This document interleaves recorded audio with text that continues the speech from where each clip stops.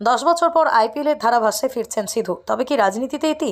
ইদানিং কংগ্রেস নেতাদের সঙ্গে সিধুর মনোমালিন্যের খবর শোনা যাচ্ছে। এক দশক পর আইপিএলে শোনা যাবে চীনা কণ্ঠ।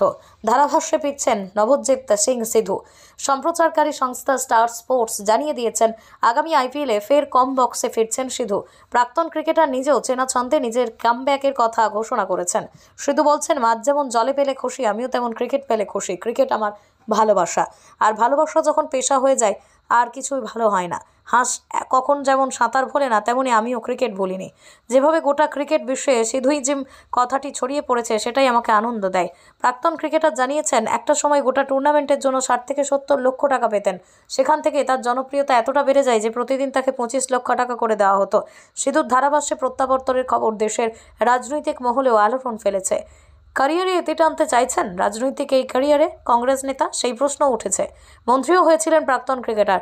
রাহুল ও প্রিয়াঙ্কা গান্ধীর সঙ্গে বেশ ঘনিষ্ঠ যোগাযোগ রয়েছে তার, কিন্তু বেশ কয়েকদিন ধরেই পাঞ্জাব কংগ্রেস নেতাদের সঙ্গে সিধুর মনোমালিন্য চলছে। তাতেই তার রাজনীতি ছাড়ার জল্পনা তুঙ্গে। 10 বছর পর আইপিএলের ধারাভাষ্যে ফিরছেন সিধু। তবে কি রাজনীতিতে ইতি?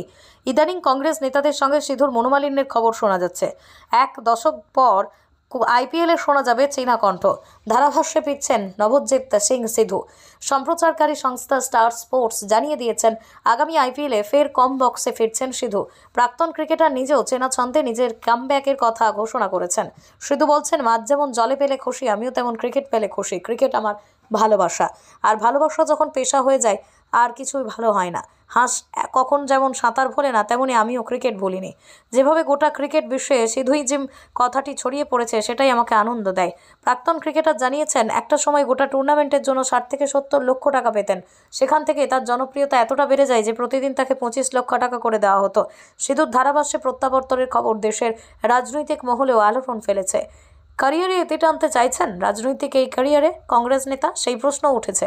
মন্ত্রীও হয়েছিলেন প্রাক্তন ক্রিকেটার। রাহুল ও প্রিয়াঙ্কা গান্ধীর সঙ্গে বেশ ঘনিষ্ঠ যোগাযোগ রয়েছে তার, কিন্তু বেশ কয়েকদিন ধরেই পাঞ্জাব কংগ্রেস নেতাদের সঙ্গে সিধুর মনোমালিন্য চলছে। তাতেই তার রাজনীতি ছাড়ার জল্পনা তুঙ্গে। 10 বছর পর আইপিএলের ধারাভাষ্যে ফিরছেন সিধু। তবে কি রাজনীতিতে ইতি? ইদানিং কংগ্রেস নেতাদের সঙ্গে সিধুর মনোমালিন্যের খবর শোনা যাচ্ছে। এক দশক পর আইপিএলে শোনা যাবে চীনা কণ্ঠ। ধারাভাষ্যে ফিরছেন নভজ্যোৎ সিং সিধু। সম্প্রচারকারী সংস্থা স্টার স্পোর্টস জানিয়ে দিয়েছেন, আগামী আইপিএলে ফের কম বক্সে ফিরছেন সিধু। প্রাক্তন ক্রিকেটার নিজেও চেনা ছন্দে নিজের কামব্যাকের কথা ঘোষণা করেছেন।